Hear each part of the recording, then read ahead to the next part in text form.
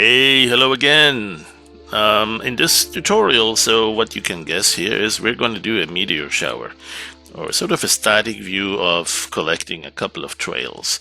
We're going to need something like some background sky, maybe with a little bit of a glow for the horizon, maybe some extra stars.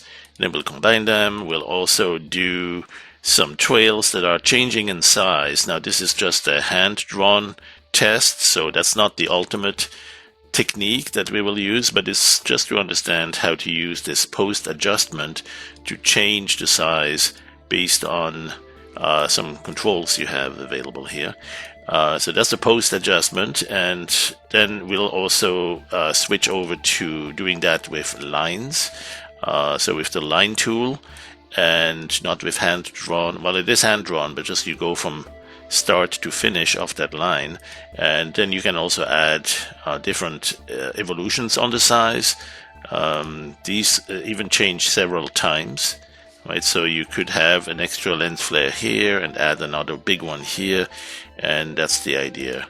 And maybe there's too much here, but the whole idea is to explore, and let's get started. Well, that's going to be on this tutorial. Hope you grab it and hope you like it. It will be offered in multiple parts, and who knows where. Maybe we'll also add something in the foreground, like the horizon from a planet or a moon or something like that. But the main focus here right now is going to be how to get the stars in the background and how to then add those shooting stars in front of it. All right, thanks for watching, and we'll see you soon in the next part.